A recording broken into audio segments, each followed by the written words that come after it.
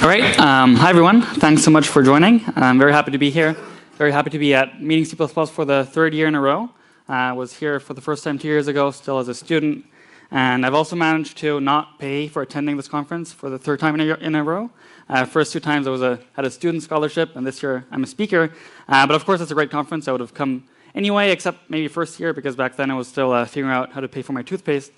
But definitely a great conference. So you'll also notice that the title of this talk is a bit different from the one on your schedule. The reason is that I already gave this talk at CPCon in Seattle, and I got a lot of good feedback from that, but also some people mentioning that there was a lot less C++ in the talk than they expected. And that is true. I'm not going to talk about C++ language features. I'm not going to talk about modern C++. What I'm going to talk about is engineering challenges faced when building large-scale distributed machine learning systems that are, of course, almost always solved with C++. So I'm not cheating you. I'm not lying to you. But the topic is going to be engineering challenges of deep learning featuring a lot of C++. About myself, I'm 20. I studied computer science in Munich, not so far from here. And I started Facebook on Monday, so flying out to California this weekend. So the body of knowledge I want to cover in this talk is quite large, so we need some kind of strategy as to how to tackle this topic. And you probably all know the OSI model of networking, which splits the networking stack into various levels of abstractions from high-level protocols like HTTP down to the hardware and how to send bytes from A to B through electrical signals. So I've taken the freedom to define a similar such model for machine learning, which I call the OSI model of machine learning, which I won't go into right now, which we'll just walk through the talk. And the idea is that we'll first walk it from top to bottom in theory. So I'll introduce the concepts that engineers face for each of these levels of abstractions when building machine learning systems in theory. And then once we're at the hardware level at the very bottom, we'll switch around and go back up in practice. And I'll show you actual code, actual hardware, I'll talk about actual frameworks, and so on. So jumping right in, we'll start with the task layer. And the task layer is essentially, I like to think of it as the layer at which we think of the high-level end goal of whatever we want to achieve with our machine learning system. So for example, one kind of task might be very simple, a classification task, where we have some kind of input data, for example, a distribution of natural images, that we want to bin or classify into a fixed number of classes. For example, here we want to classify this teapot into the label teapot and not dinosaur. Another kind of task, which I've been doing a lot of research with, is the generative task or generative models. And this task might not seem immediately useful, but I'll give you an example of how this could be interesting. So imagine you're building an open world game like Skyrim, and you want to generate lots of realistic looking sky.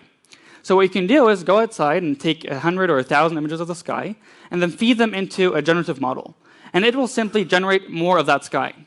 But it won't just copy-paste the input to the output. It'll generate more examples that look similar to the input and similar to other examples, but not quite the same. So you can take a few samples of the sky and then generate as much as you want for realistic-looking sky for your game that each looks a bit different from other generated samples.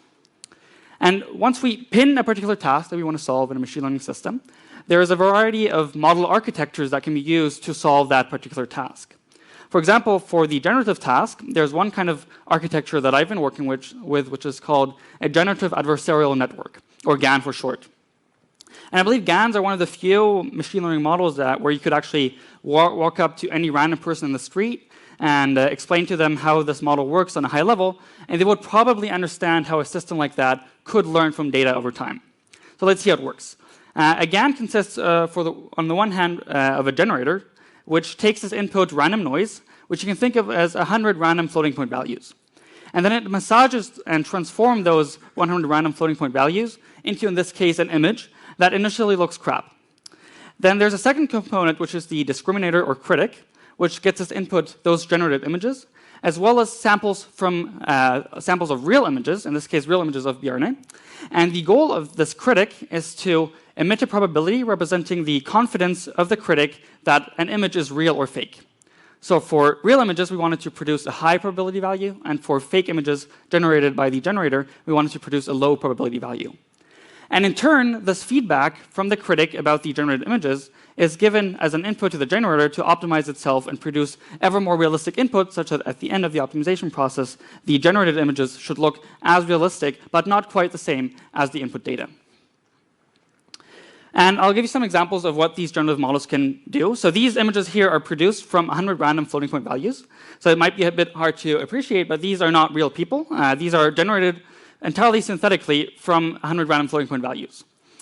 And what's also interesting is because you have these random vectors, Z, that are fed into the generator, you can do quite interesting things in this random space.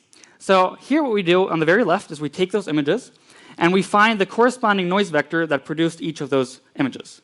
And we do the same thing for the images on the right. We find the corresponding vector that produced the images.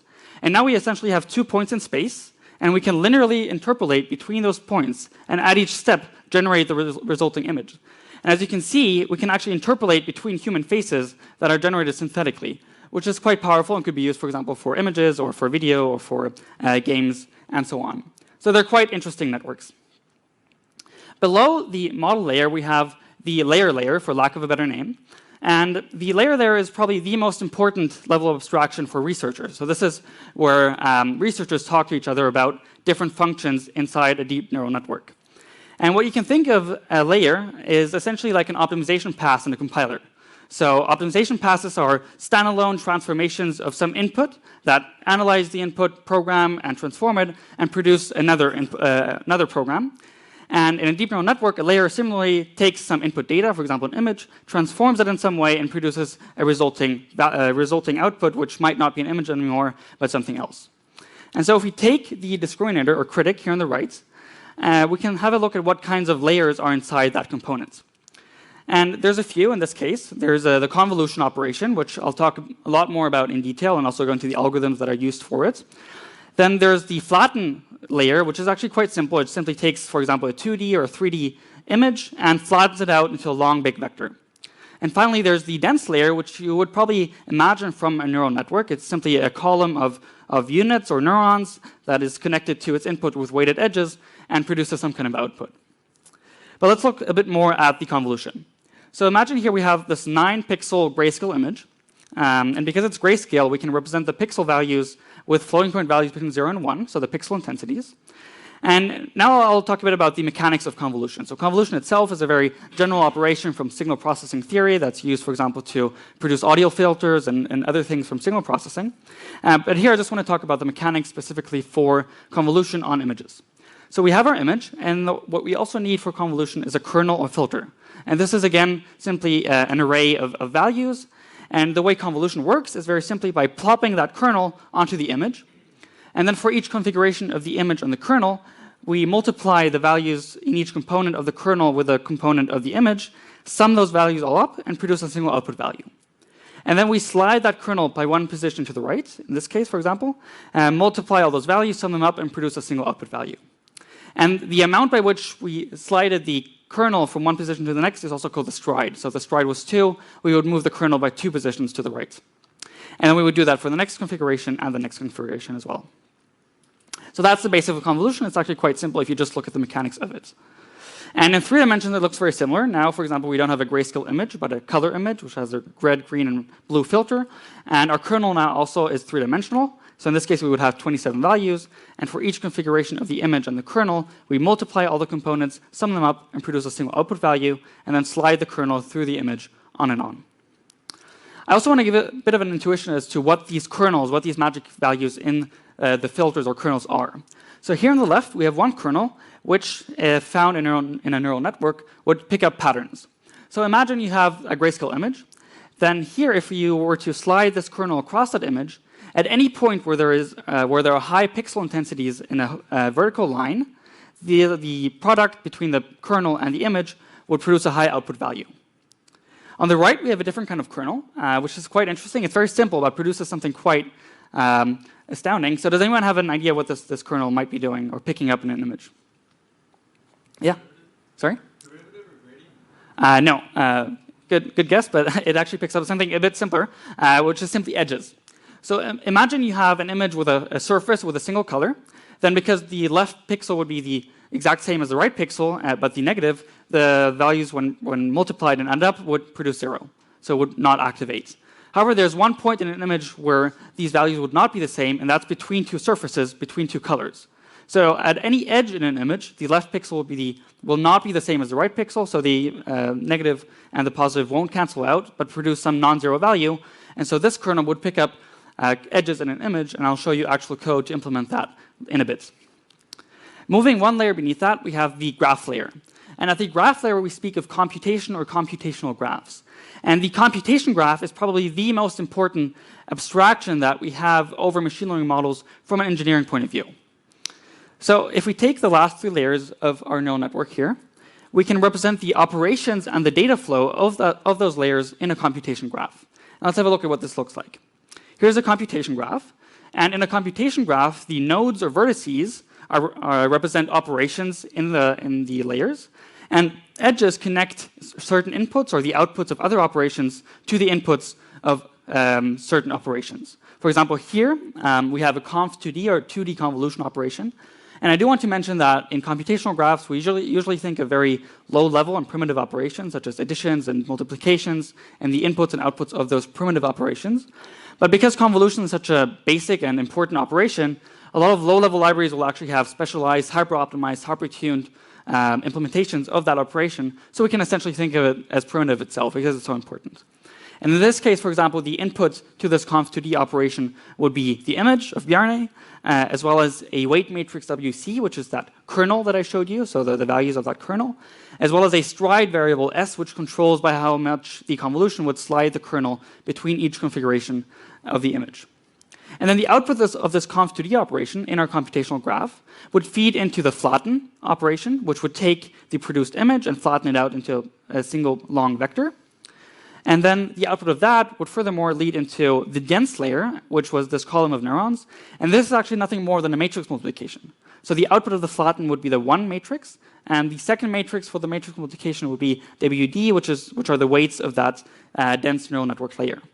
And you'll also notice that, of course, matrix multiplication actually consists of small additions and multiplications, but because it's so important, and this is actually probably the most important operation in all of machine learning, we can again think of it as a very primitive operation. And the output of that would finally produce, in our case, a probability value P, representing the confidence of the critic that the image is real or fake. And now, at this level of abstraction, we can also think of things like parallelism in our machine learning models. It's really the most important layer for engineering, but still on an abstract point of view. And I want to talk about 2 basic kinds of parallelism that we can achieve in a machine learning model at the graph layer. The first is data parallelism, which is actually quite simple. So imagine we have 2 machines, A and B. For data parallelism, we would simply copy-paste the model onto each of the machines, and then partition our data into separate sets, and feed a part of the data into each of the machines. And the model on each machine would evaluate its part of the data, and at the end of its evaluation, it would synchronize with all the other partitions via some separate parameter server in a cluster. And the other kind of parallelism, then, which is a bit different, is model parallelism. And in this case, we don't just copy-paste the model from one machine to the next. In this case, we actually split the computation graph onto separate machines altogether. And there's 2 major benefits or interesting differences between model parallelism and data parallelism. The first is that if your model is too large to even fit on a single machine, then model parallelism is actually the only way you can even train or evaluate your model at all. But a more important point are the synchronization points. So you notice here that usually in neural networks, all the inputs of one layer feed into all the components of the next layer, which means that in this case, we need synchronization points after each single layer.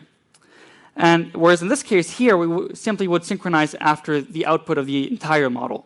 But the difference here is that for data parallelism, we need to synchronize with all the weights of the neural network. And to give you an idea, a very popular machine learning model called the AlexNet for image classification has around 130 million trainable parameters. So that's 130 million floating point values that have to be synchronized between each machine and the parameter server after every step. On the other hand, here in model parallelism, we only need to synchronize the weights of each layer after every evaluation. So this might be something like 10 million parameters. So it's a lot fewer, which makes this actually a more attractive choice if we care about a lower latency of evaluation. But it's also more complicated to implement since you need to figure out how to split your machine learning model into 2 or more pieces.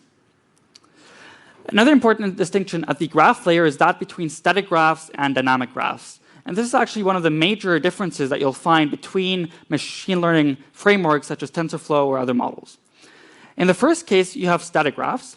And here I want to talk about the programming model that's associated with each of these kinds of graphs. So here's a language that's a kind of mixture between C++, Python, and Go. And the first thing you should notice is that for static graphs, we need to define the shape or the size of all the components in our graph. So here we need to specify that this is a 6x9 matrix, and all the other sizes will be inferred at runtime, but nevertheless you need to specify the shapes ahead of time. And the other and more important consequence of the static graph model is that in this case, if you imagine this interpreted language, when the interpreter runs through this line d equals s times a plus b, d will not actually represent the output of that operation, but will instead be a handle to the computation graph that represents that operation. So in a sense, this is actually a kind of declarative programming, where we declare the computation graph rather than actually computing it. What this also means is that at the bottom here, you usually have some kind of evaluate or run function, which would take such a handle of the computation graph and compute the actual output value. So that result would actually really be a value, whereas everything else would be handles to computation graphs. The other important thing is that because we're building declarative graphs, we can't just use the programming language's native control flow.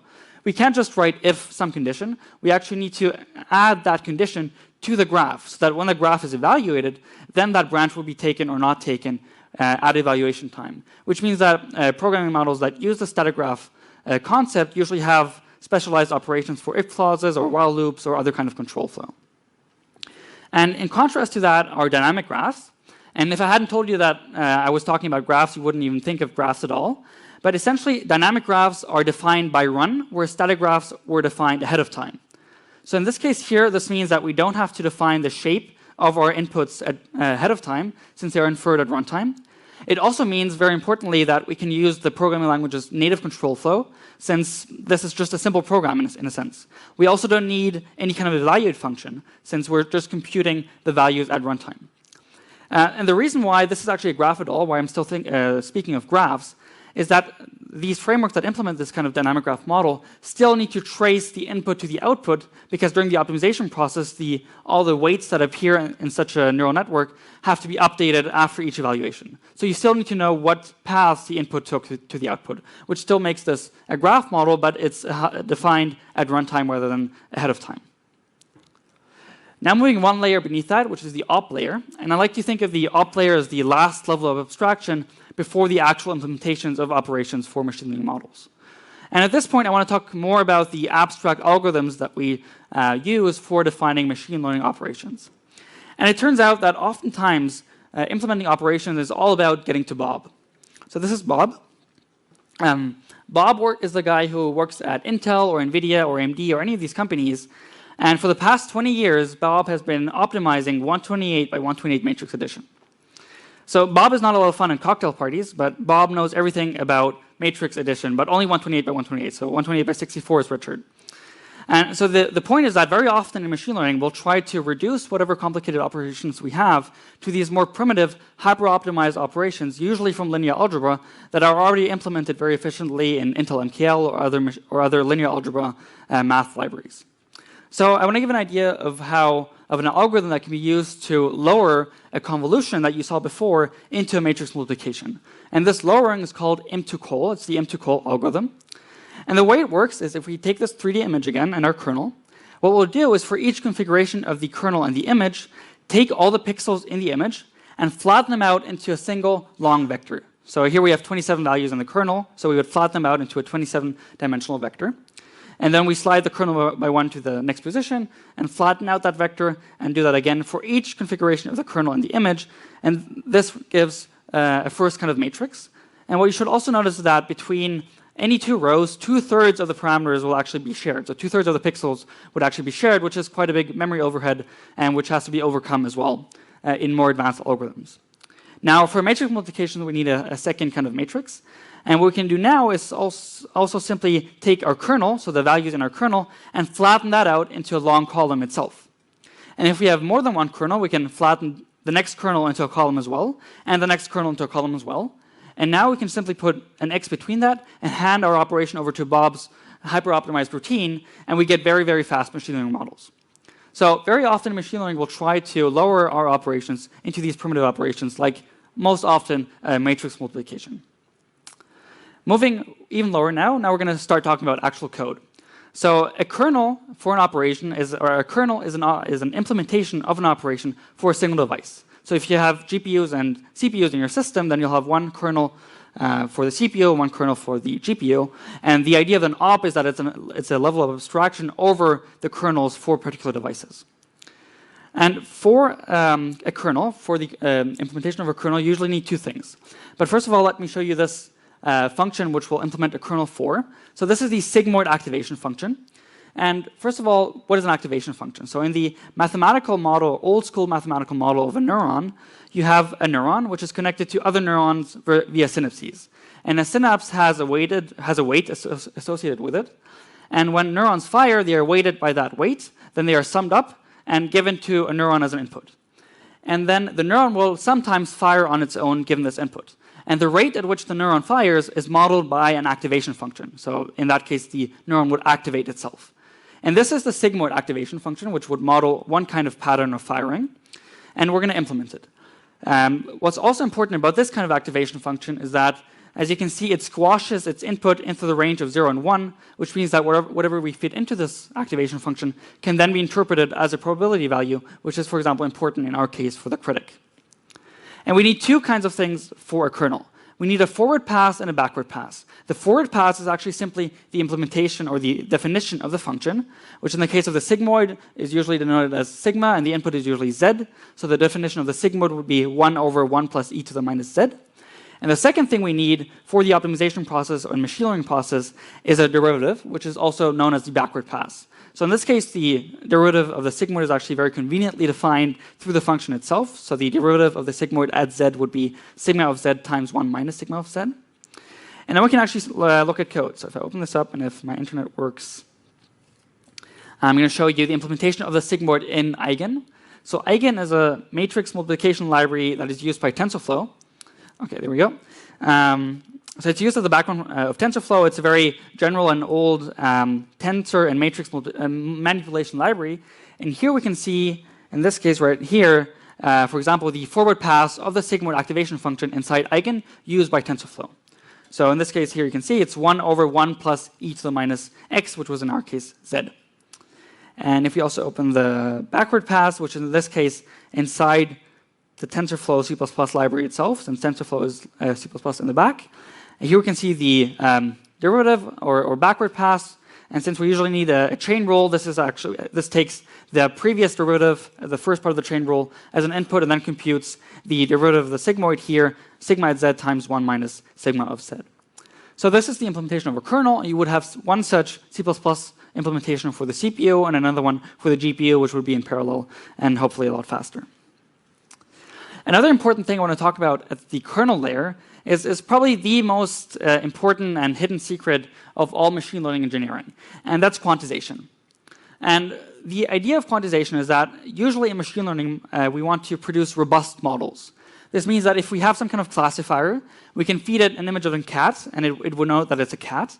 But if we also feed it a kind of noisy image of a cat, where the cat is rotated or looks happy, or cats don't look happy, but like you have one image of the cat where it looks like it hates you, another where it looks like it hates you a lot, we would expect that our model still classifies it as a cat. So it should be robust to noise.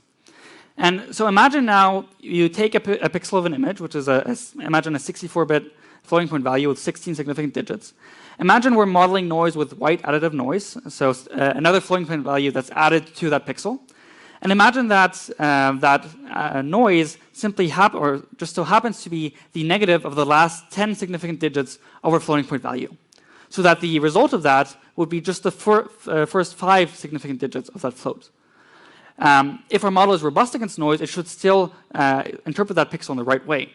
So if this is the case, then we can simply always discard the last 10 significant digits of each float and use a lot lower precision and a lot less memory for each pixel or each input, which means less memory. And of course, also if you use, for example, 8 or 16-bit floating point values, any kind of accelerated matrix multiplication implementation will be a lot faster for these reduced floats than the 32 or 64-bit floats. So if we take this computation graph as an example, often we'll add a kind of quantize op. And in this case, this is a sigmoid, so we know that the sigmoid has a range between 0 and 1. So the way quantization would work, for example, in TensorFlow for the sigmoid, is that it would simply linearly quantize the output of the sigmoid into an 8-bit care. For example, any value between 0 and 0.25 as an output of the sigmoid would be a corresponding value between 0 and 64. But this means that we can simply use an 8-bit care, which is a lot less than a 64-bit floating point value. And then there's libraries like Google's GemLoP, so Gem stands for General Matrix to Matrix Multiply, that can then actually do operations on these quantized 8-bit floats, which is used, for example, in TensorFlow. All right, now moving to the last layer before we go back up, and I'll show you some demo code. I want to talk about the different kinds of hardware that is used for machine learning, and this is a very hot topic, and a lot of startups appearing in that space. So there's three different kinds of hardware that are used for machine learning. The first are, of course, CPUs, and I want to take fish as an analogy here. So CPU is, of course, a very strong processor. I usually don't have very many of them, and they're very general and can do very much. On the other hand, a GPU would be more like a school of piranha, where each individual processor is not as powerful or as general as a CPU, but combined can be even more powerful than a single or many CPUs. And the last kind of hardware, which is very hot nowadays, are ASICs. So ASICs are just kind of weird. So ASICs can do usually one thing very well. They're not as general as a CPU, most often not even as general as a single GPU core, but they can do one thing very well, and for machine learning, that's most often matrix multiplication. All right, so I'm going to drink some water, and then we're going to go back up. In the meantime, you can enjoy this.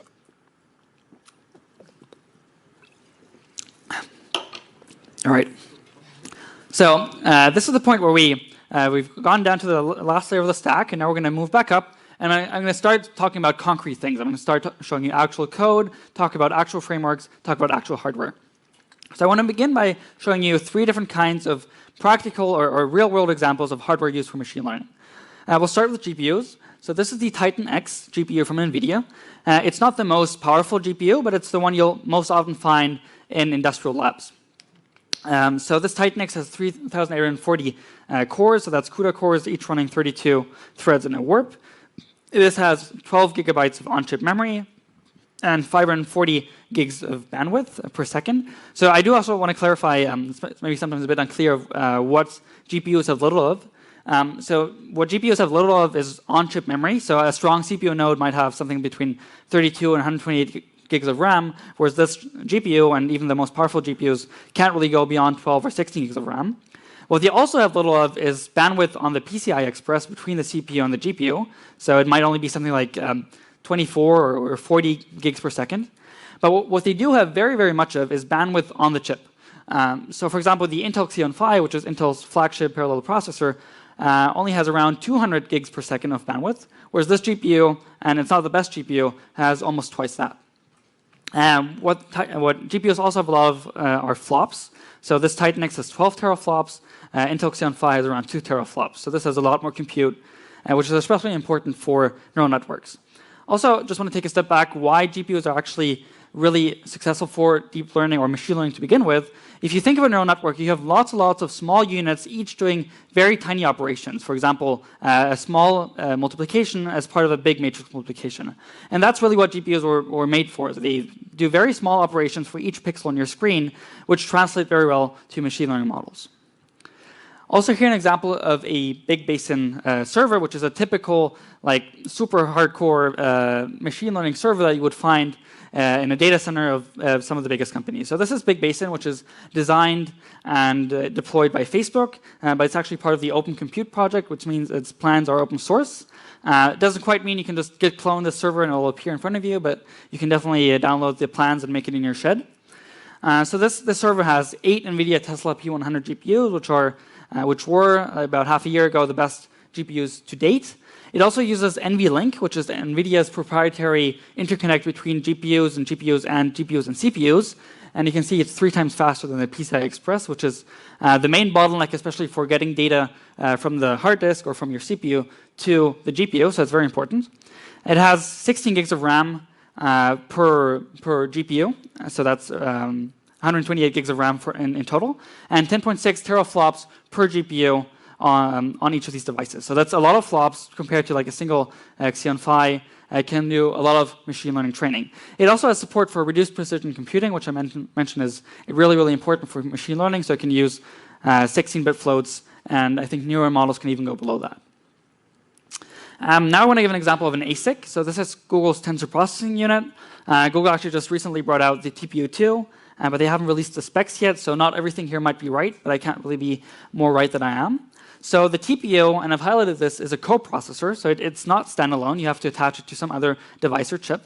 But it is very fast. So one thing it does very well, and I mentioned ASICs do one thing very well usually, is in this case matrix multiplication. So it has 92 teraops for 8-bit ints for these reduced precision floats, and 42 teraflops for 32-bit floats, which if you compare that to the Titan X, is really a huge improvement. But because it's a coprocessor and on its own chip, it only has 24 megabytes of memory, which is a lot less, whereas the TPU2 now, I believe, is a standalone chip with a lot more memory. There's also a lot of startups jumping up in the space that come up with an entirely new architecture for machine learning. And I want to talk about one in particular, which is called the Intelligence Processing Unit. And it adopted a paradigm called bulk synchronous parallelism, which is a very old, I believe it was released in 1990, but the idea between bulk synchronous parallelism is that you would have lots and lots of individual processors, each with their own small amount of memory. So this particular IPU would have something like 1,000 of these processors. And in bulk synchronous parallelism, they transition between two phases. The first is compute, where each processor does some small kind of operation, and then goes over into a communication phase where everything stops and communicates and shares data between the processors. And they would simply alternate between these two phases very quickly in lockstep with each other, which is even a lot faster than GPUs or other hardware. And so this machine is called the IPU. It's from a startup in Bristol called GraphCore, a very hot startup with a lot of big names in their investment. This particular chip has a code named Colossus. It's going to be released later this year. They actually just 2 weeks ago released the some preliminary specs for how fast it's going to be, and they show that it's between 2 and 200 times faster than some of the best GPUs. And of course, it also has support for these mixed precision floating point values. So you can definitely check out those. Right, now I'm going to talk about kernels. And there's two major libraries that are used for implementations of kernels, so for example, for convolutions. The first is cuDNN/cuBLAS, and the other is Intel MPL. So cuDNN is NVIDIA's very low-level library for primitive operations such as convolutions or activation functions, and cuBLAS is an even older library that is very efficient for matrix multiplications and other linear algebra operations. And on the other hand, there's Intel MPL, which is a very general-purpose library. So has anyone here used Intel MPL before? A few people, right? So it's useful for general linear algebra, but recently they've also added neural network extensions, for example, for convolutions. All right, now I want to give an example of an actual kernel with cuDNN. I'm going to show you the code, and hopefully, if the internet works, also a live demo it. If you do want to find this code later on, you should definitely check out the repo. There's a few more demos that I can't go through today that you'll find in there. All right, so let me open up this. Let's make this larger. Sorry, people in the back. Squint, please. OK, so this is cuDNN. Well, actually, this is just OpenCV to begin with. cuDNN is down here. So I do want to mention that cuDNN and also MPL are C/C++ libraries. And we all know that when it says C/C++, it's going to be really bad, and it's going to involve a lot of pointers. But that's actually not that bad, because cuDNN is supposed to be kind of the backbone for higher-level libraries like TensorFlow or other machine learning frameworks. So it doesn't really have to have a very user-facing interface. It just has to be very general and can also be wrapped, for example, from Python or Ruby or other languages. So I'm just going to walk through this code for convolution. So cuDNN has this concept of descriptors, which describe components or operands to an operation. In this case, we're describing the input. So this would be the input image fed into the convolution. And as you can see, it's quite general. And one of the most important things is that cuDNN allows specification of the format, so the data layout.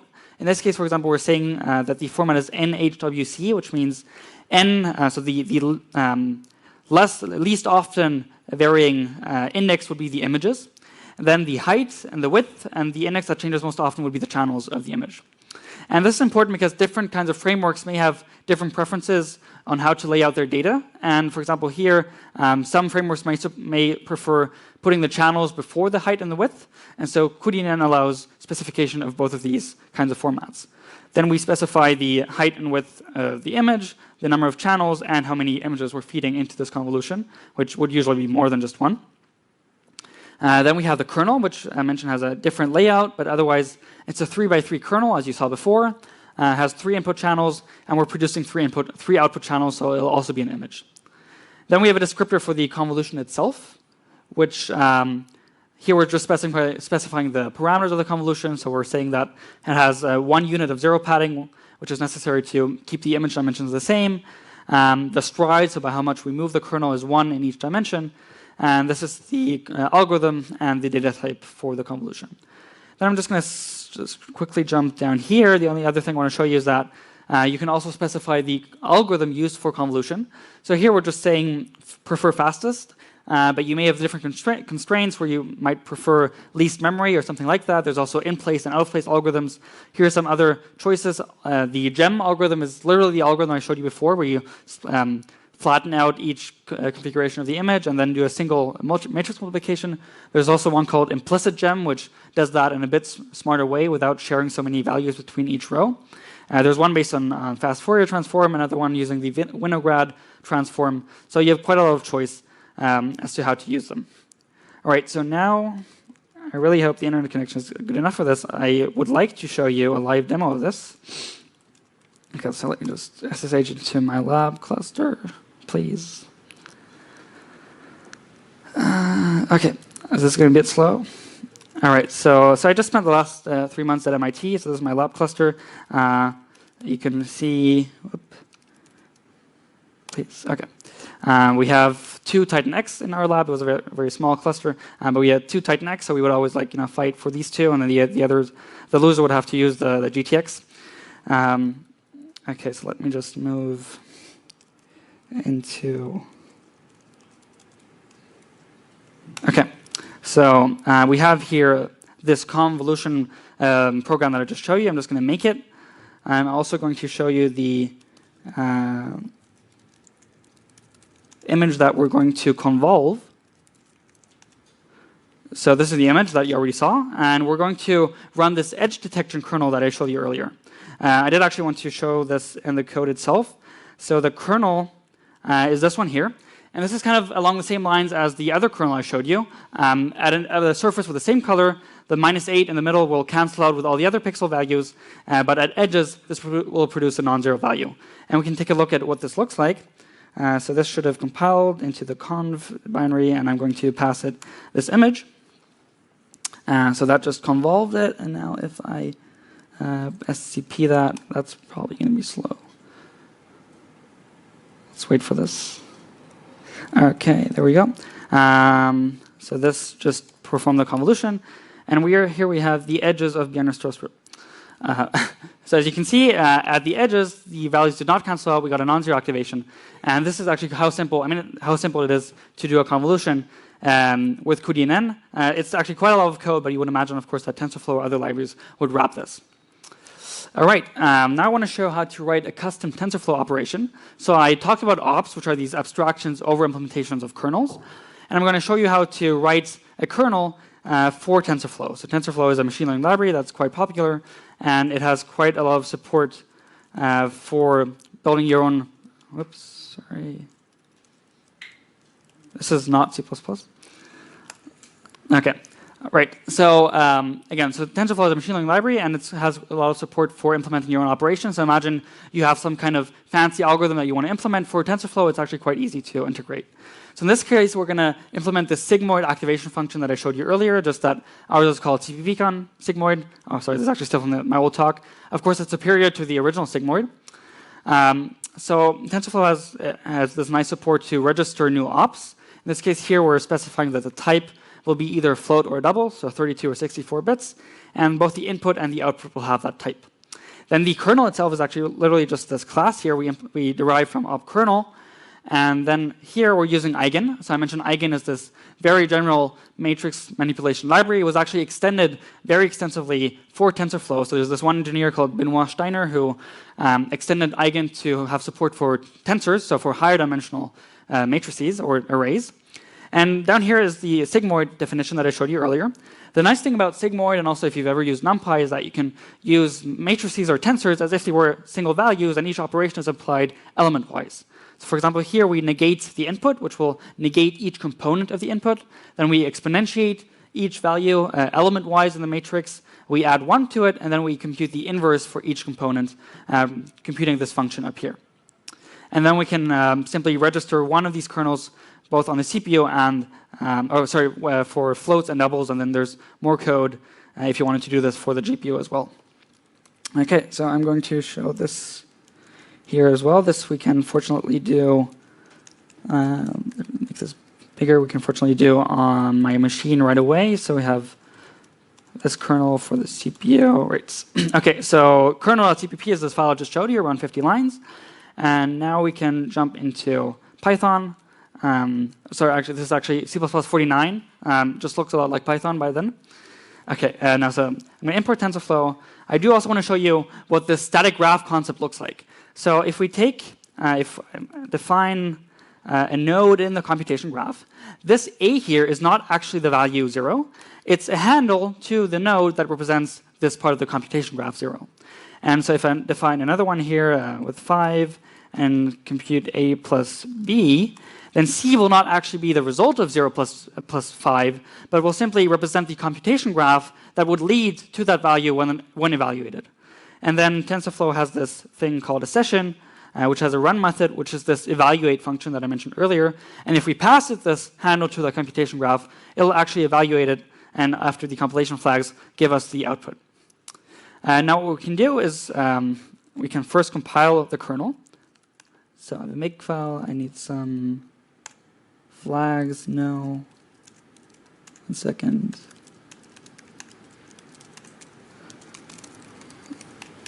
Okay, now I can make it. All right, this is going to produce a shared library, and TensorFlow can then load that shared library into Python, and we can evaluate it right here. So it has this function called tf.load_op_library. I compiled this kernel.sharedObject library, and now we have it.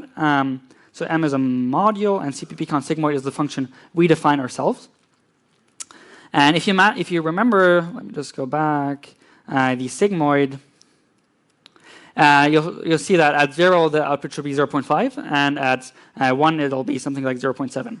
So if it worked, then I can give it some kind of matrix with a 0.0, 0.5, and this is of course just a handle. I was not at all surprised by this. Okay, and so you can see we run this computation graph with a kernel we just defined in around 50 lines, and we have our own machine learning op inside TensorFlow. All right, now we move on to a few libraries. So I didn't really want to make this talk about machine learning libraries. You can read a lot about that online. But I do want to give a bit of a comparison between the most popular machine learning or deep learning specific deep learning libraries out there in the wild. So the white elephant in the room is, of course, TensorFlow. You'll also notice that most of these libraries have some kind of corporate name attached to it, whether or not you like it. So Google released TensorFlow in 2015. It has static graphs with a star because just 2 weeks ago, and the nice thing about deep learning, because it's such a hot topic, I can tell you about things that happened like last week. So actually, last week, TensorFlow released TensorFlow Eager, which is a special mode with which TensorFlow can also run dynamic graphs. But it's really primarily, and most people using TensorFlow would run the static graphs. It has support for GPUs out of the box, and it's also distributed, which means that you can write a machine learning model with TensorFlow, and it'll automatically, when you run it, automatically detect what hardware you have. So maybe you have more than one CPU or GPU on a single machine, or maybe even many machines in a cluster. It'll automatically distribute your machine learning model across all of these devices and machines for you. It does not have a C++ API, so most people write TensorFlow in Python. And there's actually a bit of a problem with TensorFlow in that they're now trying to define put more and more things into C++. So they're kind of working backwards from a lot of things that they used to have in Python. They're now trying to put into C or C++ so that they can wrap it into other languages or just for people who like writing C++. It does have the benefit of being very deployable, so it's kind of a framework with batteries and lunchbox included. So it has lots of support, for example, for turning your model into a REST API or deploying it onto a server. Also, for example, with Google Cloud, of course. So it is very nice for deploying. However, it is a bit too low level sometimes. So it really, as you saw, we really do additions and multiplications ourselves, which means there are lots and lots, like 10 or 20 different higher level libraries that try to wrap TensorFlow, for example, to each have that same fully connected or dense layer, which each does the same matrix multiplication, which you would otherwise have to do in TensorFlow. And the problem with this is that sometimes you read 10 different papers and look at the code of each of the papers, and each implementation uses a separate higher level library on top of TensorFlow. And each of these libraries is essentially a completely new programming model. So TensorFlow is so low level that it's actually a bit problematic to work with because there's so many higher level libraries. Then there is a different approach taken by Facebook, which has two separate libraries that fulfill kind of different needs. So they kind of split responsibilities a bit better here. On the one hand, they have PyTorch, which uses dynamic graphs, which means and dynamic graphs are a lot better for research. I do have to mention this because it's super annoying to have to put control flow into a graph, especially because you can't actually see the values that are computed by the static graph at runtime. So you can kind of add operations that print things, but it's a lot less intuitive than simply running through your code, stepping through it, and seeing what the values are at each point in time. So this library uses dynamic graphs and is much preferred by researchers. And it's also really fast, even though static graphs do have the benefit that they are defined ahead of time, which means you can do things like compile them and optimize them. So imagine, for example, you have two nodes in a computation graph, or you have an x in a computation graph to produce x squared, so x times x. You would have essentially an x node and two edges leading into an x squared operation. And then now if you have a static graph defined ahead of time, you could run some kind of compiler or optimizer which would fuse that into an x squared operation, which would simply take x with a single edge, and thus requiring a lot less data transfer between machines. So static graphs do have that benefit of being faster usually. Nevertheless, PyTorch is actually quite fast, but it's in pure Python. It's really made for that. And then you have Caffe 2 on the right, which is based on Caffe, and it uses static graphs. And so the idea is that you would take your PyTorch model and iterate on it very quickly in Python, and once you're done with it, you can export it to Caffe 2, which then can run compilers and optimizers, and so on and so forth. And it also has a somewhat usable C++ API. I wouldn't really recommend using it. It's not really made for that, but it definitely you can run a whole machine learning model in C++, which you can't do in TensorFlow. Then another library called MXNet, which I'll show a demo of in a bit, was originally an open source community-driven project, but then Amazon didn't really want to fight with Google over pull requests, so they took it over, which is really great because Amazon has been doing a lot of great work on MXNet, and it's now a very usable framework. It's also getting into the Apache project, so soon it will be Apache MXNet. The one thing I really like about MXNet is that it's very, very modular. So for example, they've abstracted the entire scheduling engine, which maps computation graphs onto devices, into a standalone library, which could be used for scheduling problems in other HPC domains, and also has lots of many different components extracted into separate repositories. And of course, it has support for GPUs and it's distributed. And it also has a lot of support for different languages. So you have Python, of course, but also R, Scala, Julia, I believe Ruby, and also C++. Which I'll show in a bit. And another library I do want to mention is dlib. So dlib is actually a very, very mature and reliable library. It was released in 2002 and has support for a lot older machine learning than just deep learning. And it has no corporate backing, so it's entirely open source. And it is in pure C++, and I'll show you a demo which has template metaprogramming, so I'm sure everyone will be very happy. It does have support for GPUs, but as far as I know, it can't do distributed training. So you can't map your machine learning model onto like 200 machines and train it in parallel.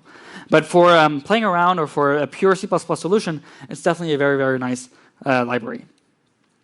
All right, and now I'm going to show you very briefly what MXNet, which has C++ API, looks like for defining deep neural networks. And I won't really go into the model because it's a bit complex and out of the scope of this talk, but here we're defining a handwritten digit classifier. And as you can see, it has a very nice C++ API where we're defining symbols, which are nodes in the computation graph. So for example, here we have two nodes representing the weights in the weights of a convolution operation. Then we have the convolution function, which you would pass an image and the weights and produce a new conv1 symbol. So again, this is not an actual value, but simply a node in a computation graph. And then down here, somewhere at the bottom, the actual training happens with two functions, forward and backward. So with forward, you would feed it your data, it would evaluate it, compute some feedback, and then with backward, it would apply that feedback to update the weights and do some machine learning. And at this point, we can actually train it live. And anyone with half a brain would tell you that doing a live demo with a stochastic program is the worst idea ever, but I'll risk my neck. Okay, so I'm going to make this. I need some paths. This should be fast. Okay. And then I believe, yeah, I think I need this. Sorry. Okay.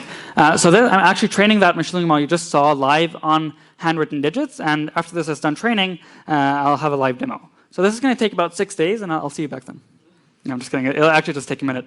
In the meantime, I'm going to walk you through code for dlib, which I mentioned is a very nice metaprogramming-based C++ library. I'm sure people would actually quite enjoy it. So the same 50 lines I showed you to do all those convolutions, in this case, are actually done with templates inside. So instead of variables and functions, we now have namespaces and type defs. So here we're defining this exact same neural network where we have these convolutions, and we have activation function here. This one is called ReLU, or rectified linear unit. So this thing on its own is like the entire neural network, and it's actually quite nice with metaprogramming. And then down here, we simply would define that model, define a trainer, which has, for example, learning rates, and then we call trainer.train. You pass it your data. And once you're done training it, down here, you would simply pass your data. So imagine you're writing some C++ server. You would pass whatever your input is to the model and get the predictions as a SD vector. So it's a really nice, cute, high-level library written in pure C++ with template metaprogramming. It's probably not as powerful as MXNet, but I would definitely recommend it as a first choice if you're trying to play around with deep learning in C++. Okay, so this looks like it finished evaluating. Now I'm going to go in here and open up this little cute app that I made. We're going to close Bjarne.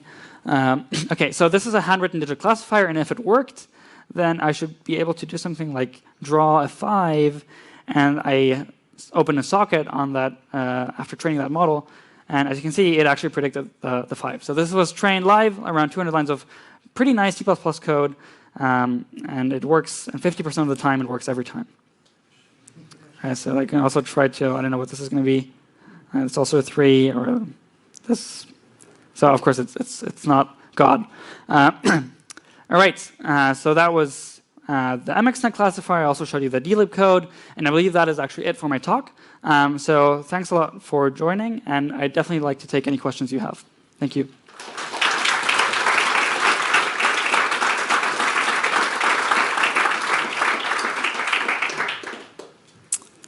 Yeah, so any questions? Or did I lose everyone? Yeah, hi. Hi, thanks very much for your talk. Very interesting overview. I got one remark and one question. So when you talked about IPUs and TPUs, I believe they're exactly the same thing. It's just Google decided to use TPU. GraphQL uses IPU. I think in a few years' time, it will just be using either IPU or TPU, depending who wins. And I think the TPU that you're referring to, I think Google has a chip which they put on an ASIC. So, but as far as I can tell, nobody knows how this chip works. So that's my understanding. You mean the new TPU or the old one? So I think the TPU is an ASIC, but they have a chip. And as you mentioned, nobody knows the spec because and my question is, so you mentioned you went through Caffe, TensorFlow, MXNet. You mentioned running on GPUs. You didn't say anything about TPUs, IPUs, DSPs, so on and so forth. Yeah, I mean, so all I can say, for example, TensorFlow has support for adding your own devices to the whole framework. So you can, if you have some kind of device or accelerator yourself, you can add it into the framework. So it's not just TPUs, but also your own ASICs. So it has quite nice support for adding those devices and scheduling operations on them. I haven't really used PyTorch myself. I use TensorFlow, but Caffe 2 definitely also has the same support for adding custom devices. So all of them should have support for this. At least Caffe 2 and TensorFlow, which are like the major ones right now. So I will allow myself some self-advertising. Yeah, you can use CodePlace ASICs. Actually, I'm going to refer to something else from CodePlace. So we implemented a backend for TensorFlow for SQL, SQL being abstraction layer over OpenCL. So as long as you have OpenCL driver, which a lot of vendors have, DSPs, I'm not sure about GraphCore or IPUs, but as long as you have OpenCL, you just stick SQL on top of it, and you can run TensorFlow quite easily. And I imagine there'll be other machine learning frameworks coming this way as well. Yeah, cool, yeah. So Andrew, I believe, has contributed to TensorFlow himself, so you can also talk to him. Not myself, but okay. I know the, the culprits. Thank you. Sure. Great. Any more questions? Yeah. Thanks for the talk. It's a very great introduction into deep learning. I wanted to ask you a question. You mentioned that we have CPU implementations, GPU implementations, and ASICs, and I think there should be an FPGA in between. Can you say something about the applicability of FPGAs and whether companies are doing something in reprogrammable FPGAs, which would be an advantage? Yes, I can't think of like hearing any FPGAs used. I would imagine you could use them, like if you wanted to reprogram them for other operations. But I believe like currently the trend is simply to have like ASICs just for matrix multiplication specifically that are built for that. So I haven't really heard of any like FPGAs used for deep learning that I know of. Yeah. Okay, thank you. Sure. Right. Any more? Okay. No. There's one. Yeah. I didn't quite get the point of those. I didn't quite get the point of those dynamic graphs. So, are they just eagerly evaluated, like you write normal code essentially? Yeah. So it's true that like it doesn't actually look like a graph at all. The reason why it still is a graph is that when the like framework runs through this code, it still actually traces a graph from like A, B, C, and S down to C. And so that, as you saw with MXNet, there's this forward pass and the backward pass. It traces the forward pass and then essentially defines a graph like on the fly, and then it retraces that graph backwards to update the weights. So if like on one run this branch is taken and the next branch is taken, it each time has to define its own new graph on the fly. Yeah. Okay. Thanks. All right. Cool. I think that's it. If you have any more questions, feel free to catch me at any point at this conference. Thank you very much.